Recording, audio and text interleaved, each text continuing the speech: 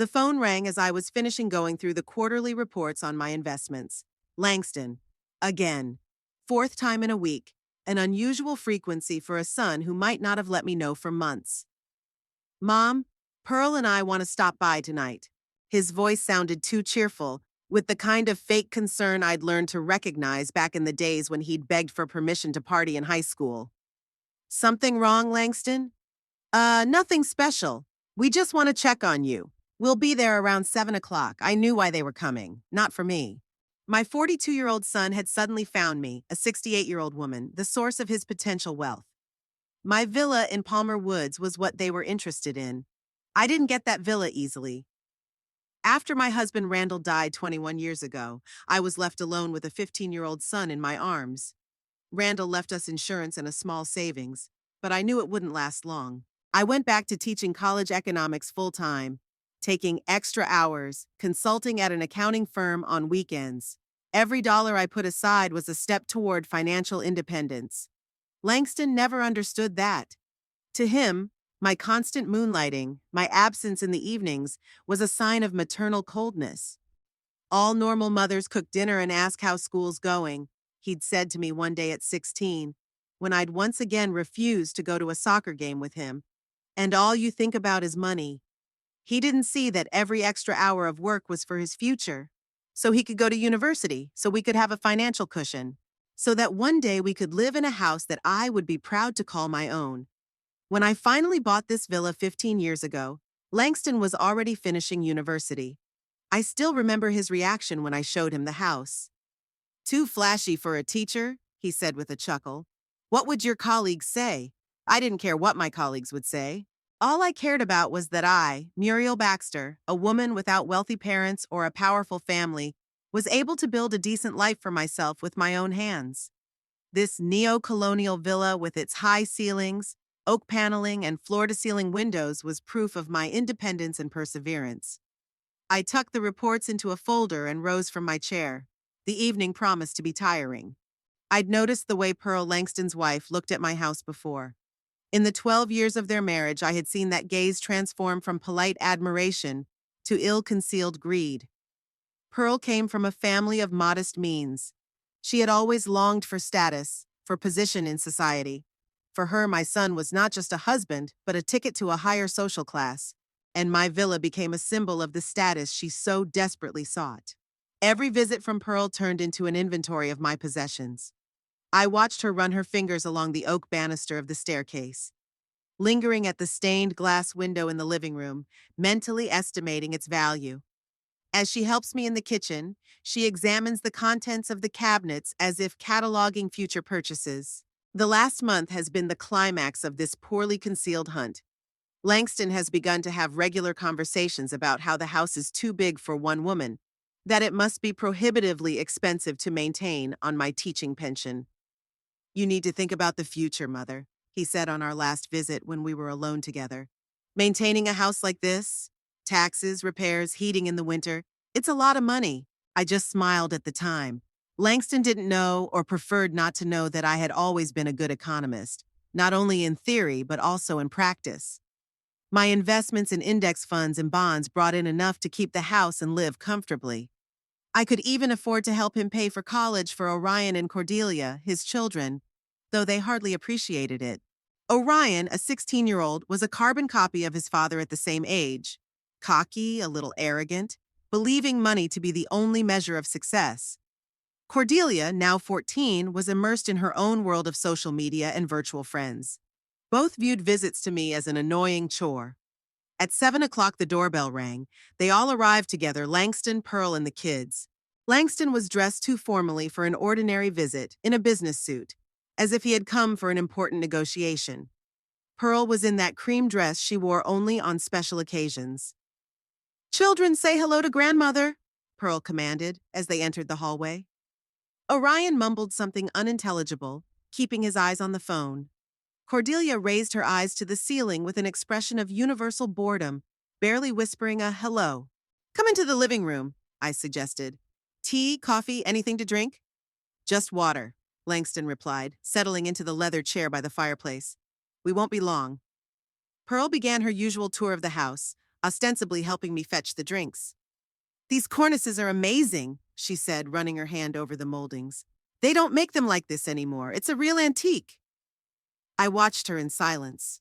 She didn't notice the old books in my library, or the paintings I'd collected over the years, or the pictures on the walls.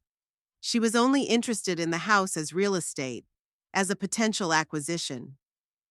"Mother, I want to talk to you about something important," Langston said as Pearl took the children to show them the rose garden. "It concerns your future."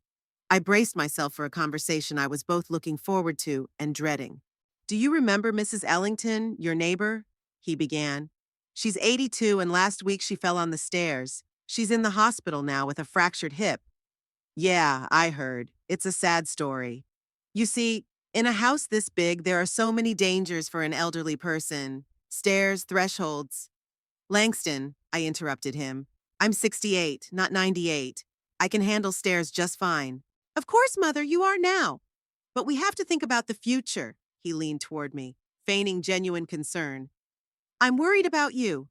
Pearl and I are both worried." I looked out the window, where Pearl was showing the kids the roses I'd grown over the years. She was pointing at something, gesturing as if she was already planning what would be in that spot when the garden became her property. Mentally, I went back 20 years to when Langston was a teenager. He'd always been closer to his father than to me. Randall spoiled him, bought him expensive toys, let him come home late. I was stricter, insisting on schooling, on responsibility, on planning for the future. After Randall died, it was like Langston put all the blame on me. It was like I took his father away from him and then my attention away from him by immersing myself in my work. He didn't realize that I wasn't working for myself, but for both of us. In college, he hardly ever came home on weekends. Our phone conversations were short, superficial. I thought this would pass with time, but the gap between us only widened. When he introduced me to Pearl, I sincerely hoped that a new family would soften his temper, bring us back to intimacy. But Pearl turned out to be the catalyst for our problems, not the solution. She came from a family where money was always an issue, and seemed to spend her whole life trying to make up for it. For her, status was more important than relationships, material possessions more important than emotional connections. "Mom, are you listening?" Langston's voice brought me back to the present. "I'm sorry, I was thinking. I'm saying that maybe you should consider a nursing home. There are very nice places, with medical care, with the company of people your age." My insides were boiling, but I kept a cool expression on my face. In my years of teaching, I had learned not to show emotion when students said particularly stupid or offensive things. "And what will happen to the house?" I asked in a calm tone. Langston paused, as if the question were an afterthought to him. "Well, the logical thing to do would be to sell it. The money would go to pay for a good institution for you, or—" It was like he was making up his mind. "You could sign it over to me. That would save you the hassle of selling it, and your pension and investments could cover your expenses in the new place. There it is. Cards on the table." I looked at my son and saw not a grown man, but that spoiled teenager who thought the world owed him something, who never appreciated my sacrifices, my labor. "I need to think about it," I said, even though I had already made up my mind. Never, never would I willingly give up the house I'd worked my whole life for. Pearl returned with the children, and the conversation turned to other subjects. But I noticed the way they looked at Langston, the way Pearl furtively looked around the living room, as if mentally replacing my furniture with her own. Orion asking if there was room in the basement for a playroom. "Everything okay, Mom?" Langston asked before he left, noticing my pensive look. "Of course," I replied with a smile. "I'm just a little tired. Age, you know." I deliberately added the last phrase. Let him think that his words about my vulnerability resonated with me. Let him believe I was starting to lean toward his idea. When they drove away, I stood at the window for a long time, watching their silver SUV disappear around the corner. Memories flashed through my mind. How I'd shown little Langston the constellations in the night sky. How I'd taught him to ride his bike after Randall died. How proud I'd been of his first successes in school. Where and when did I lose my son? When did he turn into a man who looks up to his mother and sees only an obstacle to his inheritance? At night, I couldn't sleep. I lay in the dark, listening to the ticking of the antique clock in the hallway, to the creaking of the floorboards, to the slight sound of the wind outside the windows. This house was a living being, with its own character, with its own secrets. I knew every corner of it, every crack in the ceiling, every creak of a floorboard. In the morning, I woke up with a sense of unease. I knew this wouldn't be the last conversation I'd have about the house. They would press, looking for ways to convince or force me to give in. And I had to be ready. I went down to the office and pulled all the documents related to the house out of the safe. The bill of sale, the insurance policies, the results of the latest real estate appraisal. I needed to know exactly where I stood legally, what leverage I had, what options they had. Langston inherited my stubbornness, but unfortunately not my ethics. I could see it in the way he conducted business in his company, always on the edge of what was acceptable, always looking for loopholes and workarounds. If he was determined to get my house, he wouldn't stop at one conversation. The deeds confirmed what I already knew. The house was all mine, free of encumbrances and debts. I had always paid my taxes on time, kept the building in good condition. The last appraisal, done 3 years ago, showed that the villa's value had almost doubled since I'd bought it. No wonder Langston and Pearl had their eye on it. In their current financial situation with mortgages, private school expenses for the kids, lifestyles beyond their actual means, such a house would be a real jackpot for them.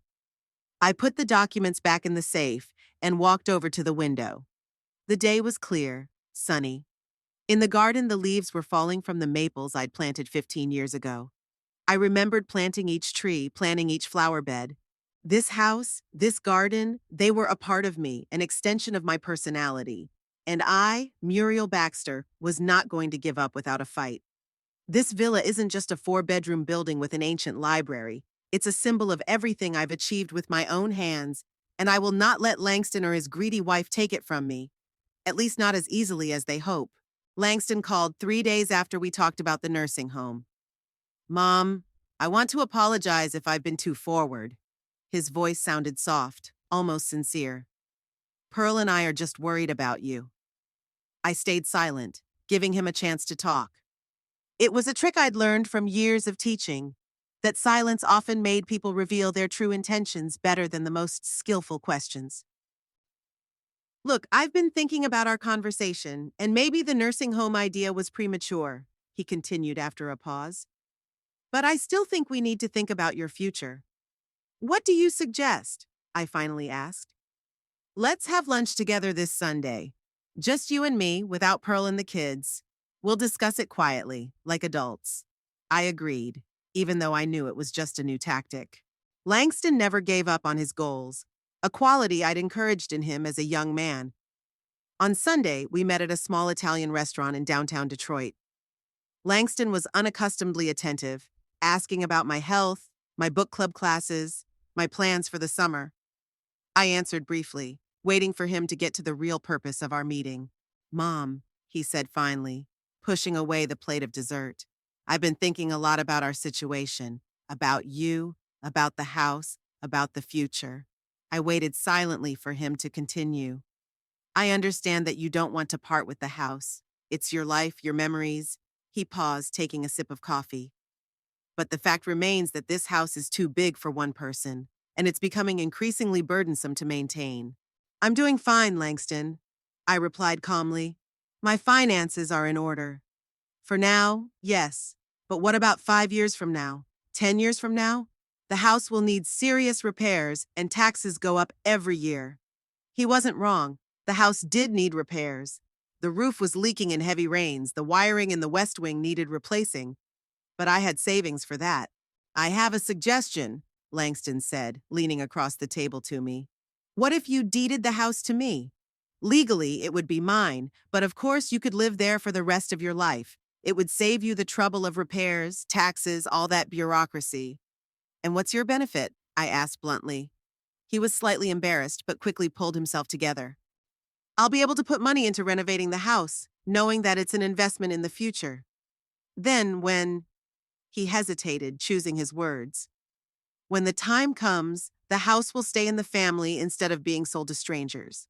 I looked at my son and saw an ambitious financial analyst calculating investments and benefits. Where is the little boy who once asked me to read him a bedtime story? I need to think, I said finally. Sure, Mom, but don't take too long. Now is the time to do it while you are well enough to make your own decisions. At home, I pondered Langston's suggestion for a long time. It was not unreasonable. The house did require more and more attention and money, but I couldn't escape the feeling that my son was rushing things, as if he were afraid I might change my mind or find another solution. A week later, he called again. Mom, I talked to a lawyer about the best way to transfer the house. He said the easiest way is a deed of gift with lifetime residency. You're in too much of a hurry, Langston, I replied, feeling annoyed. I haven't made up my mind yet. I'm just gathering information. His voice sounded resentful. So we both know what we're talking about. After this conversation, I decided to consult my own lawyer. Ronald Stern had been handling my affairs for over 15 years, and I trusted his judgment. Mrs. Baxter, are you sure you want to relinquish ownership of the house? He asked when I outlined Langston's proposal to him. I'm not sure, but I need to know what the consequences might be. Ronald rubbed the bridge of his nose, a gesture he always made when he didn't like a situation. You see, the right of lifetime residence protects you from eviction, but… He paused. There have been cases where legal loopholes have been found, especially if the new owner decides to sell the house or remodel it. So, theoretically, my son could evict me despite the agreement? Theoretically, yes. We can draw up a very strict contract, but there are no absolute guarantees in these cases. I left Ronald's office with a heavy heart. I didn't want to think that Langston would be capable of such despicable behavior. But something inside told me I shouldn't be naive.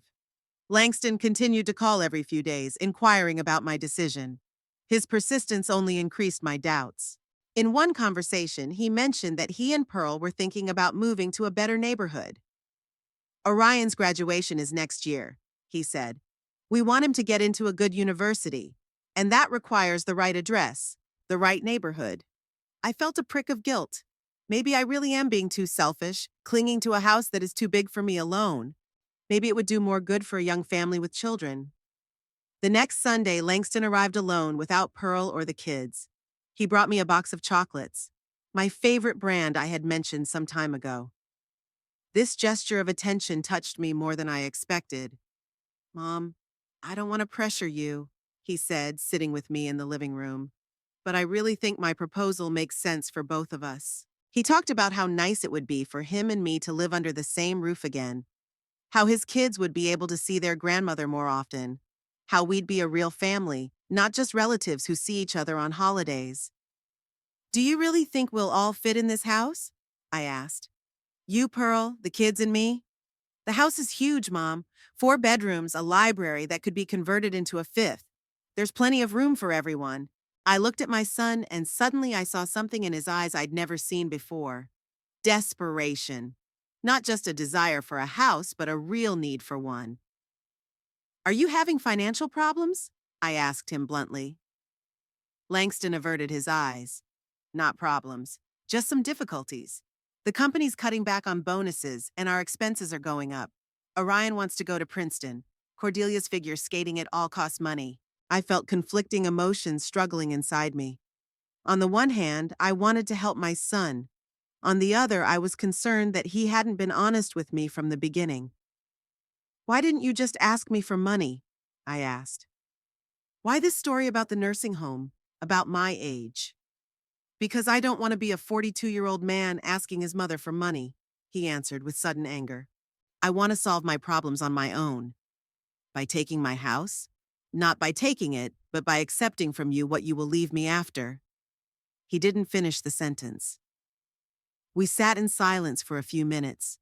It was beginning to rain outside the window, the drops tapping against the glass in a strange, irregular rhythm. I'll think about your proposal, I said finally. Give me a week.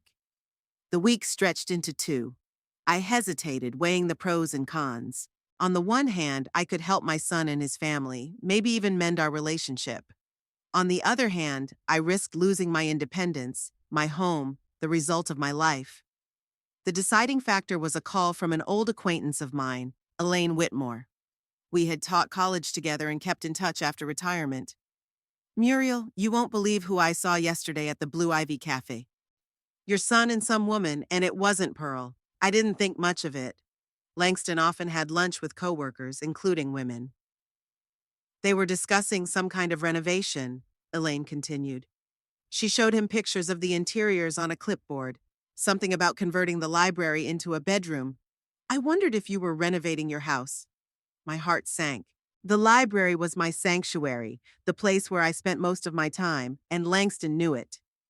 That same evening, I called him and told him I was ready to discuss the terms of the house transfer. He arrived the next day with a bottle of champagne and a preliminary contract that his lawyer had drawn up. "I want my lawyer to check it out," I said, refusing to take the documents. "Of course, Mom," Langston replied with a smile. "This is just a draft, so you understand the basic terms." Ronald Stern was adamantly opposed to the treaty in its current form. "There are too many loopholes here, Mrs. Baxter. For example, that substantial remodeling clause gives the owner the right to temporarily evict you during the renovation. What's temporarily? A month? A year? And where would you have to move to during that time? At whose expense?" We spent almost a month negotiating the terms of the contract. Langston resisted every change, but I was adamant. If I was going to give up my house, at least I could do it on my terms. Finally, the contract was finalized. I was giving Langston ownership of the house, retaining the right to live in it for life. Any substantial changes to the house had to be agreed with me. In the event of temporary relocation due to repairs, Langston was obliged to provide me with accommodation of the same level of comfort and to pay all costs. On the day of the signing, Langston brought Pearl and the children with him. He was in high spirits, and Pearl could barely contain a triumphant smile. "This is a big day for our family," Langston said as we sat around the table with glasses of champagne. "The day we truly become one." I looked at them and realized that nothing would change. Orion would still ignore me, Cordelia would roll her eyes, and Pearl would look around the rooms, figuring out how to remodel them. "To a new chapter in our family's life," Langston toasted, and everyone raised their glasses. I smiled and nodded, but I felt strangely empty inside. It was like I'd just signed not just a deed to the house, but a waiver of a part of myself. I noticed the first changes the very next day. Pearl arrived with the interior designer, the young woman with the clipboard Elaine had seen. They walked around the house, discussing color schemes for different rooms, possibilities for remodeling, furniture changes. "We're just gathering ideas," Pearl said, noticing my gaze. "Nothing concrete." But I could see the designer taking notes, taking pictures of the rooms, her and Pearl whispering as they looked at my antique furniture. A week later, Langston arrived with some man he introduced as a structural evaluator. They spent a long time studying the house plan, going down into the basement, inspecting the attic. "It's standard procedure for insurance," Langston explained when I asked what was wrong. "It's not a big deal." But I saw them discussing the possibility of tearing down some walls, expanding the living room to include the dining room, moving the kitchen to another part of the house. Gradually, the visits became more frequent and less ceremonious. Pearl arrived unannounced, bringing with her a designer, a lighting specialist, a consultant on smart home systems. They would walk through the rooms without asking my permission, discussing changes without asking my opinion. One day, I returned from shopping and found Pearl in my bedroom. She was standing at the window, sizing up new curtains. "I'm sorry, Muriel," she said without a trace of embarrassment. "I thought you weren't home." "Even if I'm not home, that doesn't give you the right to enter my bedroom without permission," I replied coldly. "Well, technically, it's not your bedroom anymore," Pearl said with a slight smile. "And it's not your house." I felt the blood rush to my face. "Under the terms of the contract—" Yes, you retain the right of occupancy," she interrupted me. "But Langston owns the house, which means it belongs to me too." That night I called Langston and told him what I thought of his wife's behavior. "Mother, don't exaggerate," he said tiredly. "Pearl's just enthusiastic. She wants the house to look better." "Better for whom? For you? You don't live here." "Not yet," he said, and I heard something in his voice that made me uneasy. "What do you mean?" Nothing much. It's just, you know, Cordelia's school is a lot closer to your house than it is to ours, and so is Pearl's office. We thought maybe we could start spending more time here. Maybe even sleep over once in a while. At my house? Our house, Mom. Our house together. After that conversation, something changed completely. I became a stranger in my own home, an intruder in someone else's territory. Langston and Pearl came to stay overnight more and more often, occupying the guest bedroom. They brought groceries, cooked in my kitchen, and watched TV in my living room. The kids settled into the other two bedrooms, scattering their stuff all over the house. Orion turned the music up to full volume. Cordelia occupied the bathroom for hours. One evening, when I went down to the kitchen for a glass of water, I caught Langston and Pearl talking. They didn't notice me, and I heard a phrase that made me freeze in place. "Another month or two more, and we can start renovations," Langston was saying. "The lawyer says the substantial remodeling clause gives us the right to temporarily evict her while the work is being done." "And if she refuses?" Pearl asked. "She won't. A contract is a contract. Besides, we'll find her a nice apartment. Temporarily, of course." I went quietly back up to my room, my heart pounding and my hands shaking. They were planning to evict me from my own home, to exploit a legal loophole that my lawyer had tried to close, but apparently failed completely. The next day, I called Ronald Stern. "They can't just evict you, Mrs. Baxter," he said after listening to me. "For substantial remodeling, you need a good reason. Structural failures, utility problems, something like that." "What if they create those problems themselves?"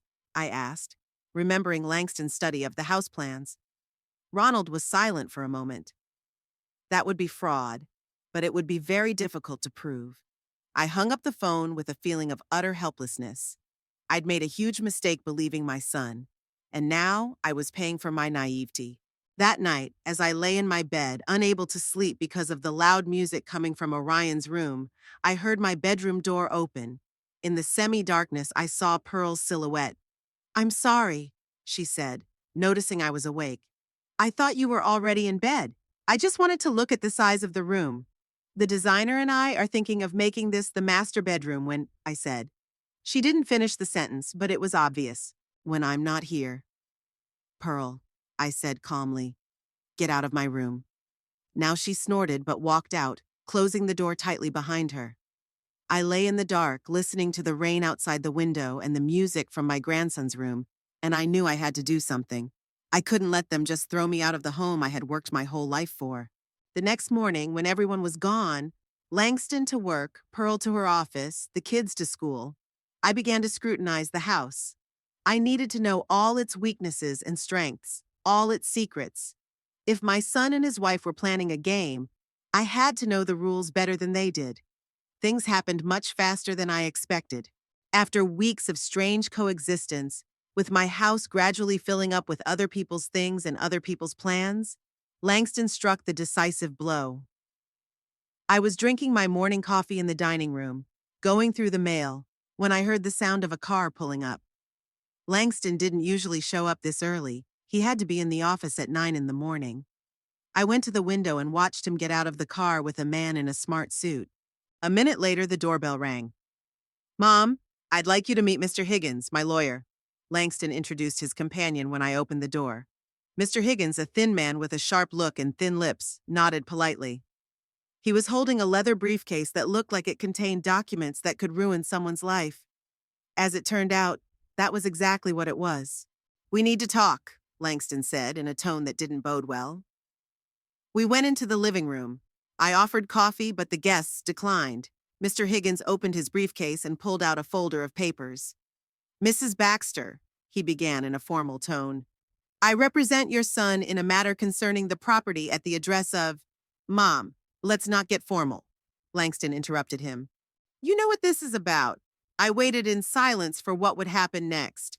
I had a bad feeling inside. "We got the report from the building inspector's office," Langston continued. "The house has serious problems with its foundation and supporting structures. Major repairs are required, which will take at least 3 months." "I didn't notice any problems with the foundation," I replied calmly. "They are not visible to the naked eye," Mr. Higgins intervened. but the experts found cracks in the basement walls and signs of foundation subsidence in the east wing. He handed me a folder with photos and the expert's report. I took a quick look at the documents. The photos did show cracks, but I knew for a fact that most of them had existed for decades and were not dangerous. A few of the new cracks looked suspiciously fresh, as if they had been widened on purpose. According to Clause 7.3 of our contract, Mr. Higgins continued, if major repairs are needed that threaten the safety of the residents, the owner has the right to temporarily relocate those with lifetime occupancy rights. In other words, you'll have to move in while the repairs are being made, Mr. Langston explained, as if I couldn't understand the legal language. We've already found you a great apartment in River Bend. It's a studio, but it's very cozy. It's all paid for 3 months in advance. I looked at my son and didn't recognize him. There was no shadow of doubt in his eyes, no glimmer of shame. Just the businesslike determination of a man who pursues his goals by any means necessary. And if the expert examination shows that the repair will take more than 3 months? I asked. Langston and the lawyer looked at each other. Then we'll extend the lease, Langston replied. It's on us, as agreed in the contract. What if I don't agree with the conclusions of your experts? If I want an independent examination? Mr. Higgins wrinkled his nose slightly. Of course you have the right to do that, Mrs. Baxter. But the contract states that if there is a report from certified experts, the temporary relocation can be carried out immediately, and the independent examination is carried out afterwards. If it doesn't confirm the need for repairs, you can return to the house and claim compensation. Immediately? I felt a chill run down my spine. What does immediately mean? Within 7 days, the lawyer answered. That means you have until next Tuesday to vacate the premises. I looked at Langston. He held my gaze, but in his eyes I saw something resembling guilt. But it was quickly replaced by a stubborn determination. Mom, it's not forever, he said, trying to soften the situation. It's just for a few months while we get the house in order. Cleaned up? I questioned. Or redecorate it beyond recognition, according to the plans your designer had been drawing for the last few weeks? Langston looked a little embarrassed, but quickly pulled himself together. Naturally, we'll take advantage of the situation to update the interior, but the main purpose is safety, your safety included. I was silent, trying to comprehend what was happening. They were evicting me from my own home, exploiting a legal loophole in the contract I had so recklessly signed. When the renovations were finished, would I be able to come back? I finally asked. Langston and the lawyer exchanged glances again. You see, Mother, Langston began, and I knew from his tone that I was about to hear something even more unpleasant. As part of the renovation, we're going to have to completely redesign the layout of the East Wing. Your bedroom, the library, all of it will be remodeled. What do you mean? You'll be able to come back to the house, but not in the rooms you're used to. We'll set you up with a nice suite in the West Wing, with your own entrance, your own little kitchen. An apartment? I couldn't believe my ears. In my own house? It's not technically your house anymore, Mom, Langston said with a hint of irritation. You gave it to me, remember? I remembered.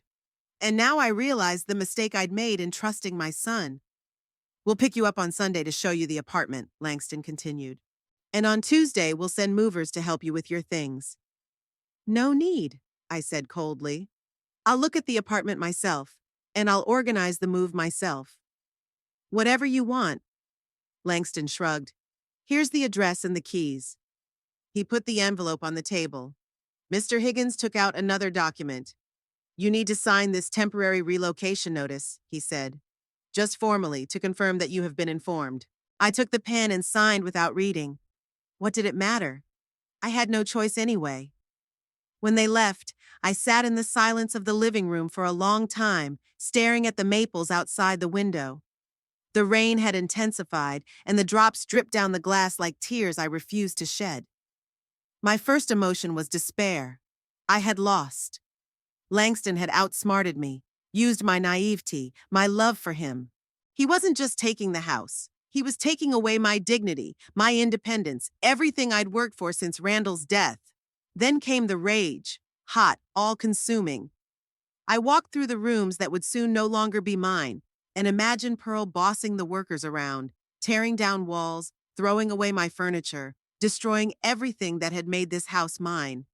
By evening, the rage had been replaced by cold determination. I won't let them get rid of me so easily. If they want war, they'll get it. The next morning, I went to look at the apartment they had rented for me. River Bend wasn't the worst neighborhood in Detroit, but it wasn't the best either.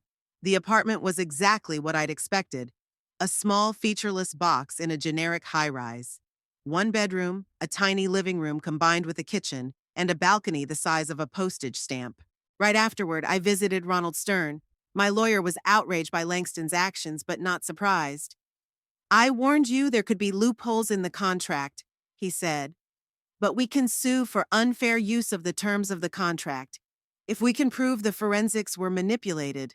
"How long would that take?" I interrupted him. "At least a few months, if not a year." "By then, there'll be nothing left of my house," I said. "No, I need another solution." When I got home, I went through the rooms methodically, deciding what to take with me and what to leave behind. The library was my biggest pain point. Thousands of books collected over decades couldn't fit in the small apartment. As I went down to the basement to see if any of my belongings were still there, I noticed the cracks that the experts had supposedly found. Some of them were indeed old, but a few looked suspiciously fresh, with sharp edges, as if they had been recently deepened. I ran my hand along one of the walls, where the brickwork looked different from the rest of the basement. I'd always thought of it as just a partition separating the main room from the technical area with the water pipes. But now, looking more closely, I noticed that the bricks were a different color and laid differently. A feeling of strange curiosity came over me. I took the flashlight and began to scrutinize the wall, tapping it in various places. In one place, the sound was distinctly muffled, as if there was a void behind the wall, not another room. The villa had been built in the early 20s, during the Prohibition era. I knew from the previous owner's stories that the house had once had a secret bar for select guests, but it was in another part of the house and had long ago been converted into a storage room. Could it be that there was another secret in the house? A secret passage that even the previous owner didn't know about? I went back upstairs and searched through my papers for old plans of the house. Among the papers I'd gotten when I bought the house was a yellowed blueprint dated 1923. It showed the basement as a single space, without the partition that now existed. This confirmed my suspicions. The wall had been built later, perhaps to hide something. The next day, while Langston and his family were at work and school, I went down to the basement again, armed with tools I found in the garage. I decided to test my theory. The old brickwork gave way with difficulty. I started where the sound was most deafening, carefully removing one brick at a time. The work was hard for a woman of my age, but my anger gave me strength. After an hour of hard work, I had created a hole large enough to shine a flashlight inside. There was indeed a void behind the wall, a narrow corridor going somewhere deep. After another hour, I widened the hole enough to squeeze through. In front of me was a tunnel a little over 5 feet high, with an earthen floor and brick walls. The air in here was musty, but not stale, so there was ventilation somewhere. I moved forward slowly, shining my flashlight along the way. The tunnel stretched for about 50 yards and ended in another brick wall. But unlike the one I'd dismantled, this one had a metal door covered in rust and cobwebs. The door was locked with an antique lock, but naturally there was no key. I went back into the house, found a crowbar among the tools, and went back down the tunnel. After a few tries, the lock gave way, and the door creaked open. Behind it was the basement of another building, an abandoned house across the street from my villa. It had stood empty for years, its owner dead, and the heirs unable to negotiate a sale. I looked around cautiously. The basement was cluttered with old junk, but in the corner I could see a staircase leading upstairs. I climbed it and found myself in an empty house with boarded-up windows and a layer of dust on the floor. Back in my basement, I carefully disguised the hole I'd made in the wall. To the uninitiated eye, the wall looked untouched, but I knew I could now easily remove a few bricks and gain access to the tunnel. The secret passage was a true gift of fate. It opened up possibilities before me that I had never dreamed of before. If Langston thought he could just throw me out of my house, he was sorely mistaken. That evening, I went to Elaine Whitmore, an old friend of mine, and told her what had happened: the Langston betrayal, the impending eviction, the tunnel I had found. "What are you going to do?" she asked me when I had finished. "I haven't decided yet," I answered, "but I'm definitely not going to give up without a fight." I slept poorly that night, thinking about my options. By morning, a plan began to form in my head. Bold, perhaps insane, but the only right one for the situation. On Friday, I called Langston and let him know I'd agreed to the move. "I'll get movers to help me with my stuff," I said, "and I'll be ready to move out by Tuesday like you asked." "I'm glad you understand, Mom," Langston said with undisguised relief. "It's really the best thing for all of us." "Yes," I agreed, "for all of us." I spent the weekend sorting through my belongings. I packed the most valuable things, jewelry, important documents, photo albums, into several boxes, which I planned to take to the apartment. The rest I decided to leave in the house, ostensibly for transportation another day. On Monday, the day before the official eviction, Langston arrived with Pearl to check on my packing progress. He was surprised to see how few things I had packed. "You won't have everything packed by tomorrow," he said anxiously. "Don't worry," I replied calmly. "I'll take the essentials, and I'll come back for the rest later." "Whatever you say," he shrugged. "Tomorrow at 10 o'clock, the workers will arrive to start dismantling. You'd better leave before they arrive." "Sure," I smiled. "I'll be ready." That evening when they left, I went down to the basement and cleared the tunnel, making it more comfortable. Then walked down the tunnel to the abandoned house one more time, checking to make sure everything was in order. That night, my last official night in the house, I hardly slept at all. Lying in my bedroom, listening to the familiar sounds of the old house, I thought about how tomorrow everything would change, but not the way Langston had planned. Tuesday came inexorably. Since early morning, I had been methodically packing the last of the things I planned to take with me to the apartment. The house that had been my sanctuary yesterday seemed foreign and cold today, as if it were about to take on new owners. At precisely 9 in the morning, the cab I'd called to transport a few boxes of essentials picked me up. The driver, a young guy with an earpiece in his ear, didn't even look at me as he helped me load my things. To him, I was just another elderly woman moving from a big house to a small apartment, the usual story. I looked around the hallway one last time, saying goodbye to every corner, every shadow, and every creak of the old hardwood floor. 20 years of living within these walls, and now I was leaving, kicked out by my own son. But unlike the cab driver, I knew that this was not the end of the story, but only the beginning. At 10 o'clock in the morning, the workers arrived. 3 sturdy men in overalls with the logo of the construction company. Their foreman, a stocky man with a bushy mustache, introduced himself as Tony. "Ma'am, we're here to start the preparatory work," he said. "The landlord warned us that you were on your way out." "Yes, that's right," I replied, handing him a bunch of keys. "The house is yours now, gentlemen." I noticed one of the workers eyeing the antique table in the hallway as if assessing its value. It didn't bother me. Anything of real value I'd already packed. As I walked out onto the porch with the last bag, Langston's black SUV pulled up. He looked surprised to see me on the doorstep. "Mom, are you leaving already?" he asked, coming toward me. "I thought you'd be packing until tonight." "I finished early," I replied. "I only took the essentials." Pearl got out of the car after him, a faint smile on her face. She was dressed in an expensive suit, as if she'd come for a business meeting, not to help her mother-in-law move. "Muriel, I hope you're happy with the apartment," she said with fake concern. "We chose it very carefully." "I'm sure it's beautiful," I replied with an equally fake smile. Langston shifted from foot to foot, clearly uncomfortable.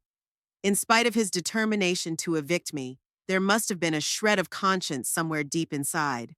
"Mom, don't think we're abandoning you," he said. "We'll visit you, help you get settled, and as soon as the repairs are finished—" "It's their house now," Pearl interrupted him, pointing to the children who were just getting out of the car.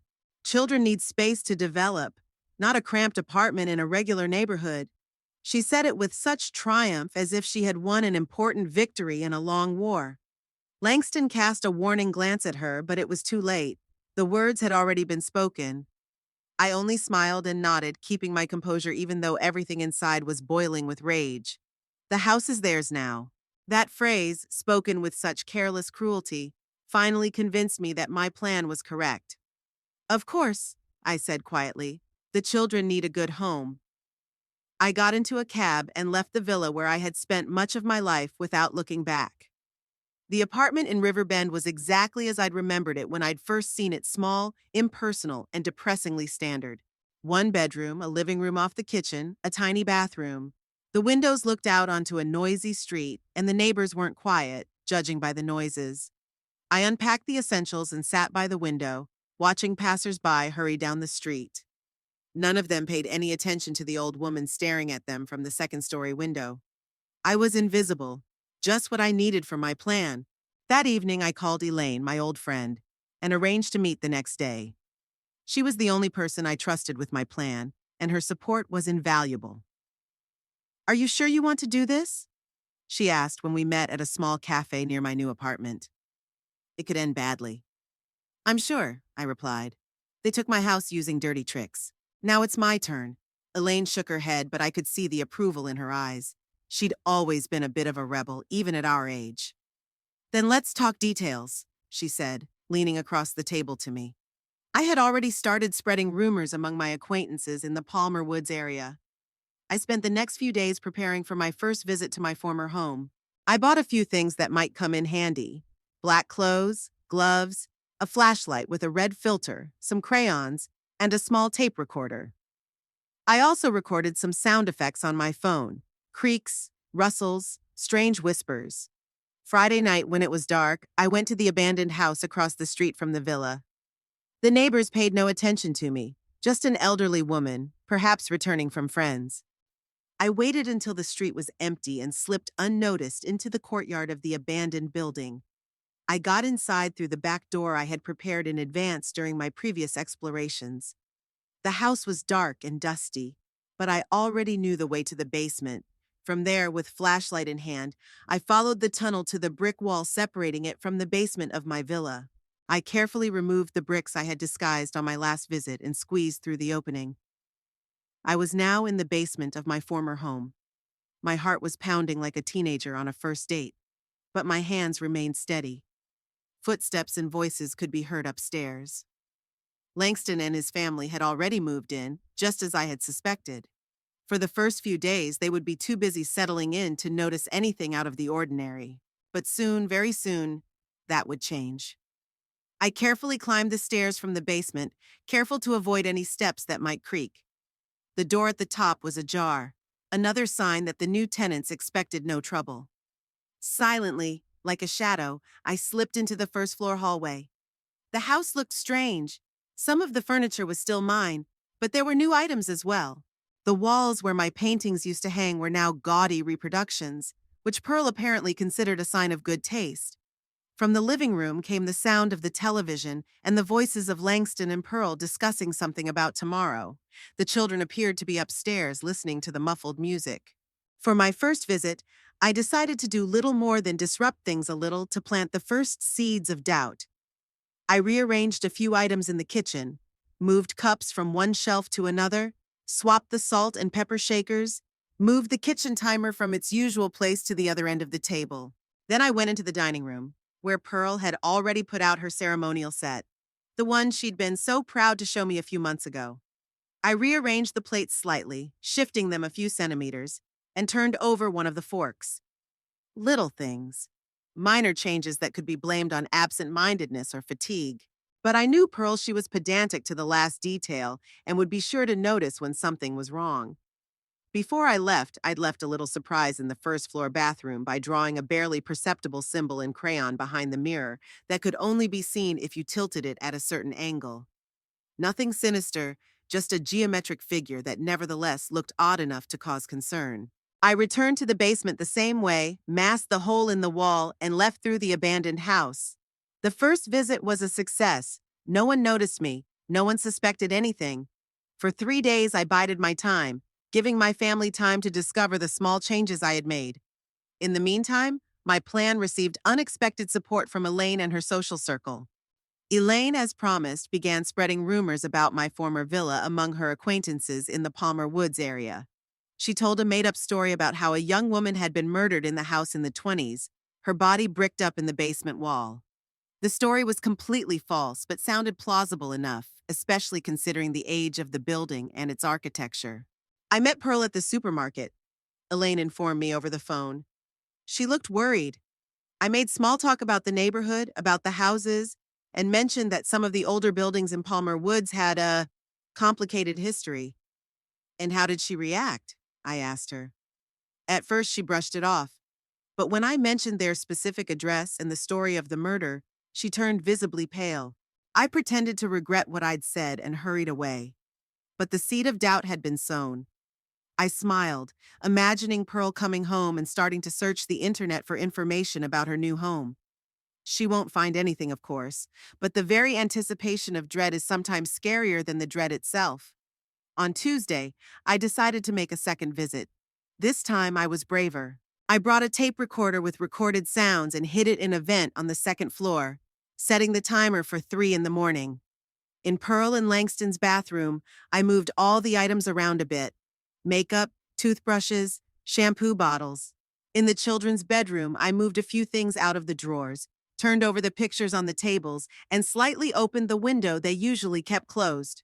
In the kitchen, I made a more noticeable mess, rearranging the contents of several cabinets, changing the settings on the microwave, turning off the refrigerator and turning it back on, knocking down the temperature setting. But the biggest surprise I had in store for Pearl. Knowing her pedantic nature, I went into her closet and slightly rearranged her clothes, rearranged a few dresses, shuffled the shoes she always arranged in pairs. And on the inside of the closet door, where she'd be sure to notice, I drew the same symbol in crayon that I'd drawn in the bathroom. Before I left another little surprise. Drops of red paint that looked like blood on the basement floor, leading to the very wall where legend says the unfortunate victim was walled up. As I left, I felt a strange satisfaction. Not gloating, no, more a sense of justice restored. They'd taken my house from me using dirty tricks and legal loopholes. Now I was taking away their peace and sleep. For the next few days, I watched the house from afar. Elaine, who had more opportunity to interact with the neighbors, reported to me regularly on the mood of the family. Pearl has been complaining to Susan Morris that strange things are happening in the house, she reported after another meeting at the local book club. Things moving around, strange noises at night. Orion refuses to sleep in his room, says it's cold, and he feels like someone's looking at him. I nodded, pleased with the result. My plan was working even better than I had expected. The following Friday, I decided to amplify the effect. This time I brought along a small projector I'd bought at an electronics store. Setting it up in an inconspicuous place on the second floor, I adjusted it so that at 3 o'clock in the morning, a shadow like a human figure would appear on the hallway wall. In addition, I used the old string trick of tying thin threads to several objects in Pearl and Langston's bedroom, leading the ends into the ventilation shaft. At night, when they were asleep, I could tug lightly on the threads, making the objects move as if by themselves. In Cordelia's room, I left a small mirror on the back of which I drew the same symbol. Knowing the girl's curiosity, I was sure she would discover the drawing. A week after my operation began, the results exceeded all expectations. Elaine reported that Cordelia refused to stay home alone and cried every time she had to go to her room. Orion had moved to the living room couch, claiming that there was something wrong with his bedroom. Pearl, according to neighbors, looked exhausted and nervous, constantly complaining of insomnia and strange noises in the house. "And Langston?" I asked after hearing Elaine's report. "He's hanging in there," she said. "He's trying to find a rational explanation for everything that's going on. Called an electrician to check the wiring, even consulted a psychologist about the kids. But I saw him at the library yesterday, looking for books on the paranormal." I smiled. Even my rational, pragmatic son was beginning to question his common sense. My nocturnal visits were getting more and more daring. I left chalk marks on the floor, rearranged furniture, changed appliance settings. Once I even dared to write the word "get out" on the fogged bathroom mirror, which was supposed to show up when someone took a shower. The climax was when I snuck into the house at a time when Pearl was alone, Langston at work, the kids at school. Hiding in the pantry, I waited until she went up to the second floor and then quickly rearranged all the items on the coffee table in the living room. When Pearl came downstairs and saw the changes, she screamed so loudly that I was afraid the neighbors might call the police. But no one came. Pearl just stood in the middle of the living room, shaking her whole body, and stared at the displaced objects with an expression of pure terror on her face. That same evening, coming home through the tunnel, I heard Pearl screaming at Langston, "I can't live here anymore! I can't! There's something in this house, something terrible!" "Pearl, calm down," Langston tried to reassure her. "It's just an old house and it has its peculiarities." "Peculiarities?" Her voice broke into a shriek.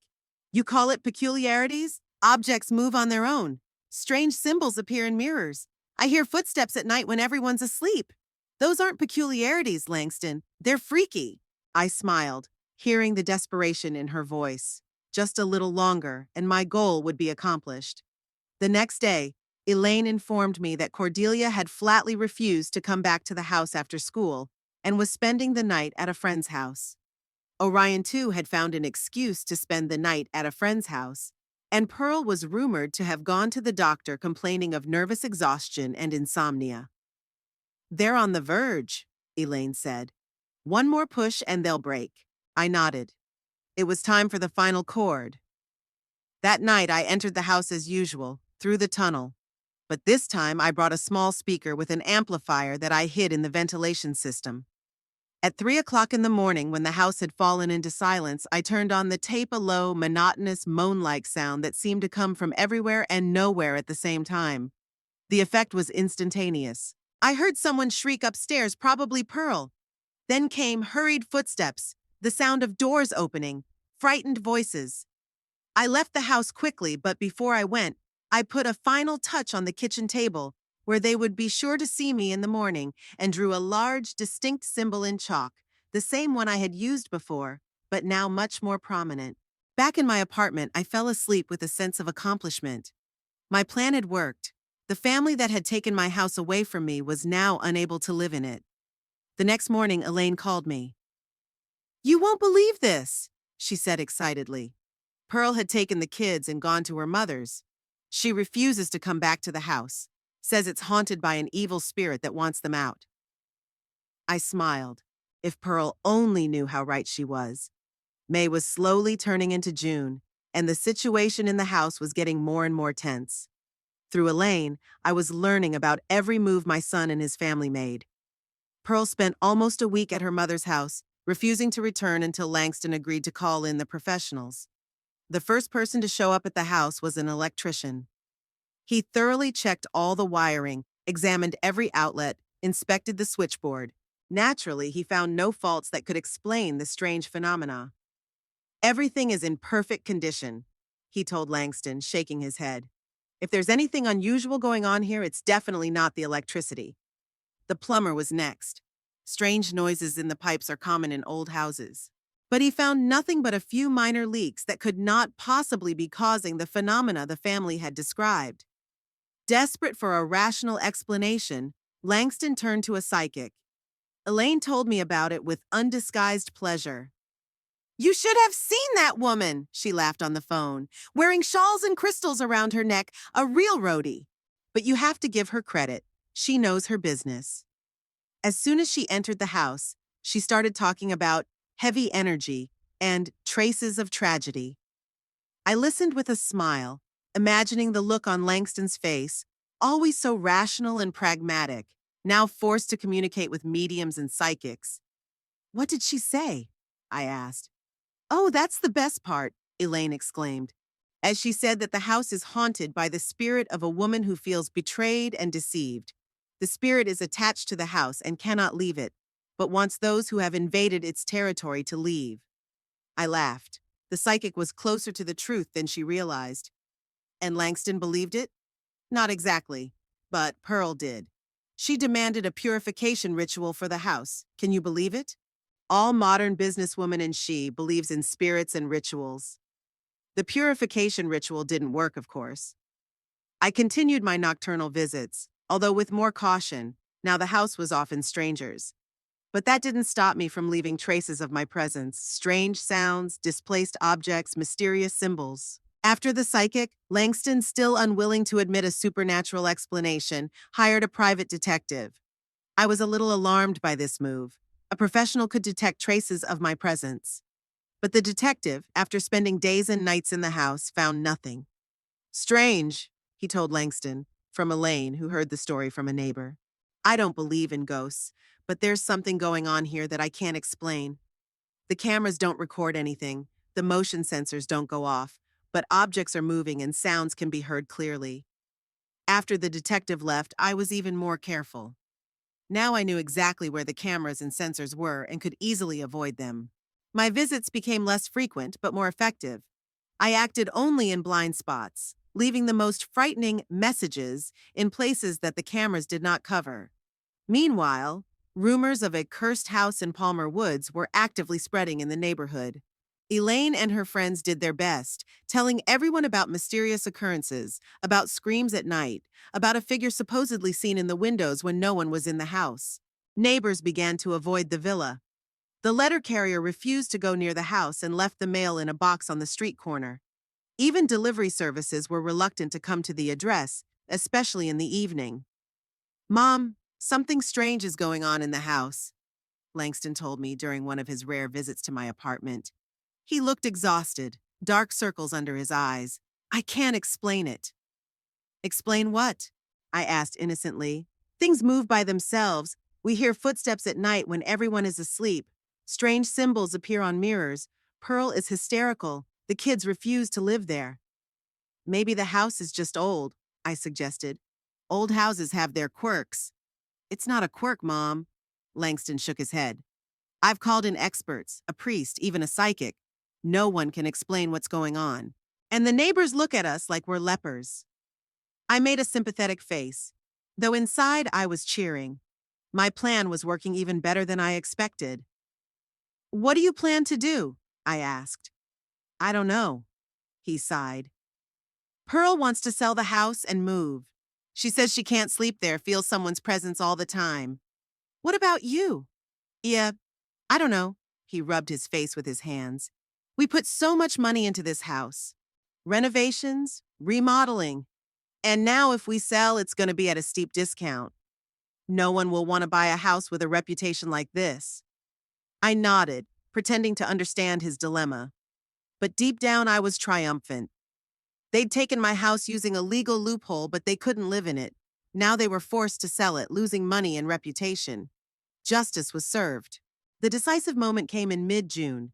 I had been preparing for it for days, thinking over every detail. It was to be the final chord, the final blow that would force them to finally give up the house. That night, I entered the villa through the tunnel as usual. But this time I was fully armed. A white sheet, special makeup that glows in the dark, recordings of eerie sounds on a powerful speaker. I knew Pearl and the kids had returned from another getaway to her parents' house, and Langston had insisted they try to live in the house one more time. After waiting until everyone was asleep, I began my introduction. First, quiet, barely audible sounds, rustles, creaks, whispers. Then louder, moans, footsteps in the corridor, the sound of falling objects.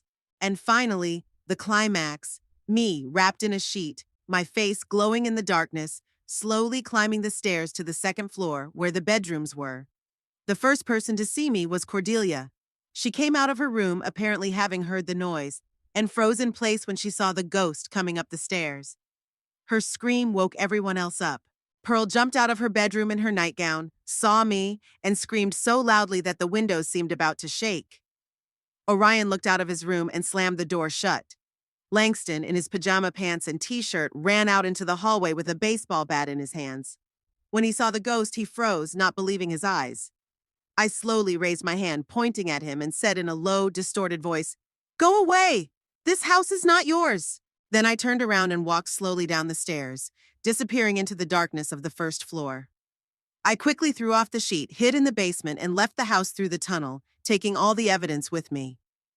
The result was beyond my expectations. Within an hour, Pearl and the children had left the house without taking even the essentials. They left straight in their nightclothes, loading into Langston's car, and went to Pearl's parents' house. The next day, Elaine called me, barely containing her laughter. "You won't believe what happened. The whole neighborhood is talking about it." Pearl swears she saw a real ghost who ordered them out of the house. She adamantly refuses to go back there and has taken the kids back to her parents. They say she's even seen a therapist for a nervous breakdown. And Langston? I asked, even though I already knew the answer. He's a mess. He's alone in the house, but he's not comfortable there either. Yesterday, I saw him taking some things out and putting them in the car. I don't think he's going to spend the night there either. A week after the ghost sighting, Langston put the house on the market. The price was well below market value, but even that didn't attract buyers. Rumors of the cursed house spread throughout Detroit, and no one wanted to mess with such real estate. The real estate agent Langston hired arranged showings, but potential buyers either did not come at all or left as soon as they crossed the threshold. Some claimed to have sensed something wrong right away. Others complained of a sudden chill or strange noises. I watched from a safe distance, enjoying the collapse of my son's plans. He wanted to take from me the house in which I had invested so much love and labor, and now he was paying the price for his greed and heartlessness. In early July, Langston came to my apartment again. He looked utterly shattered. "Mom, I don't know what to do," he said, sitting on the edge of my couch with a cup of tea in his hands. "Nobody wants to buy the house. Pearl refuses to go back there. We're practically homeless, living with her parents." "It's awful," I said with fake sympathy. "What do the experts say?" "No one can explain what's going on." He shook his head. "I'm beginning to think the house is really cursed. Maybe I did something terrible and now I'm paying for it." I remained silent, but an inner voice wanted to shout, "Yes, you betrayed your mother. You took the house away from her by using dirty tricks." "I'm thinking of selling the house for nothing just to get rid of it," Langston continued. "We've already lost so much money on repairs and remodeling, and now this." "Maybe it's for the best," I said.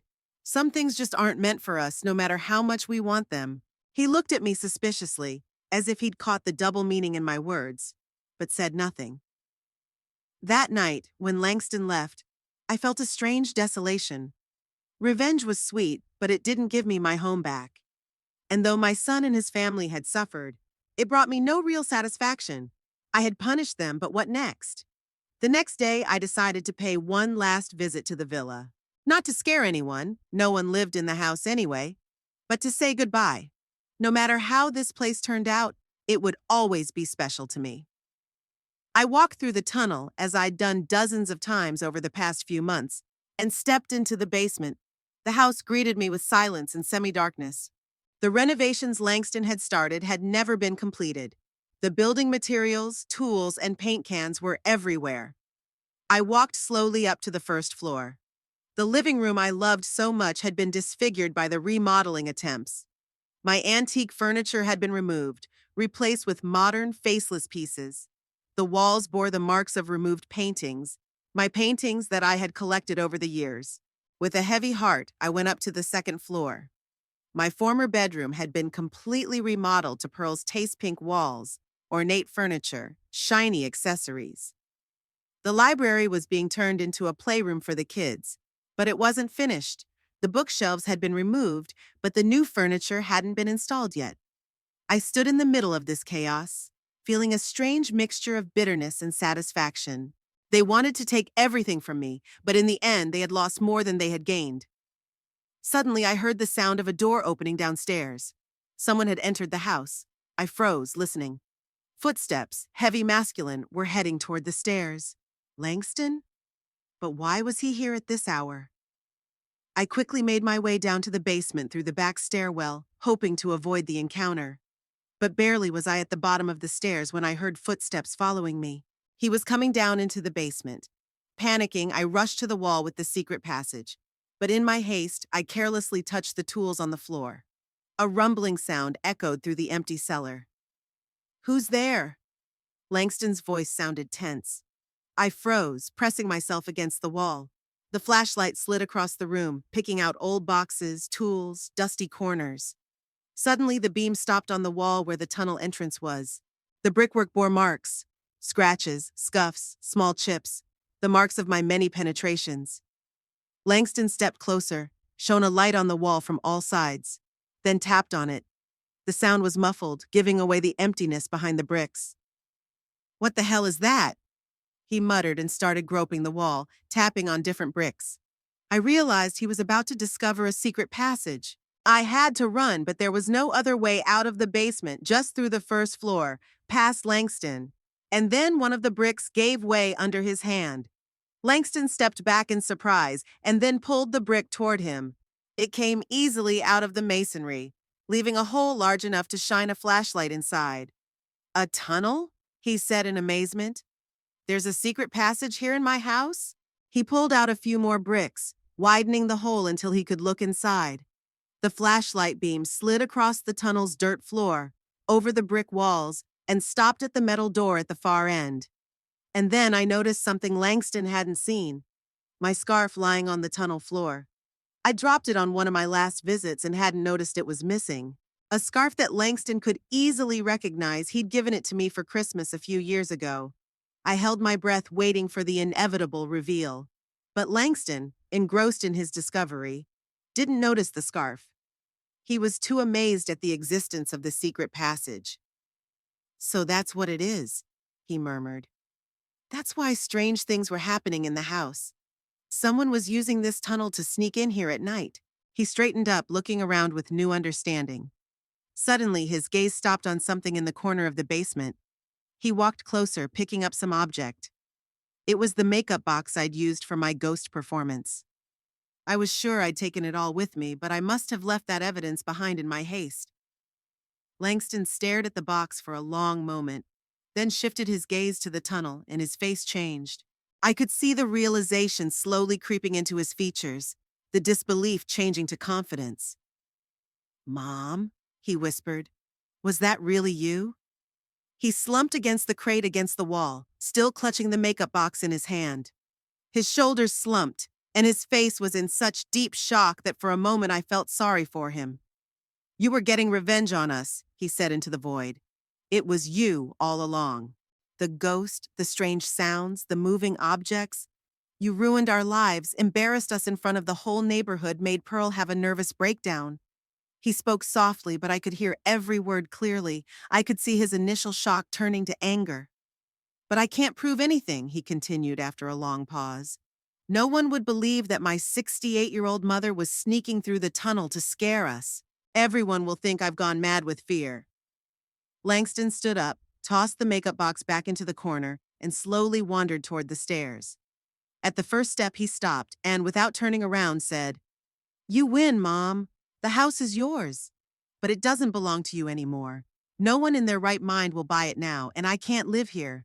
It will stand empty, slowly deteriorating as a symbol of our mutual hatred." With these words, he climbed the stairs and left the cellar. Soon I heard the front door slam. I stood in the shadows, trying to realize what had happened. Langston had learned the truth. He realized that there were no ghosts, that all the supernatural phenomena were my doing. But he's right. He can't prove it. No one would believe such a story. My revenge was complete. I avenged my son for betraying me, for taking my home away from me through a legal loophole. I destroyed his plans, his family happiness, his reputation. But the victory left a bitter taste. The house I loved so much now stood empty, half destroyed by attempted repairs, with a notoriety that scared away potential buyers. It was lost to both Langston and me. I walked slowly toward the tunnel, taking one last look around the basement.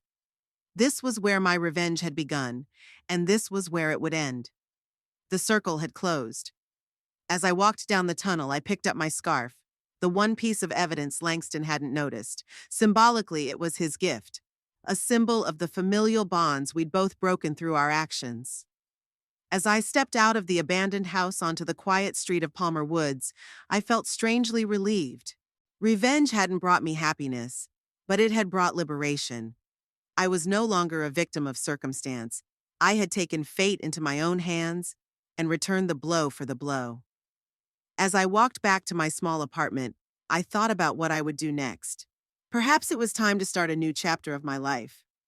Without the villa, without the toxic relationship with my son, without bitterness and resentment. After all, home is just walls. A real home is a place where you feel free and at peace. And for the first time in a long time, I felt just that, free and at peace.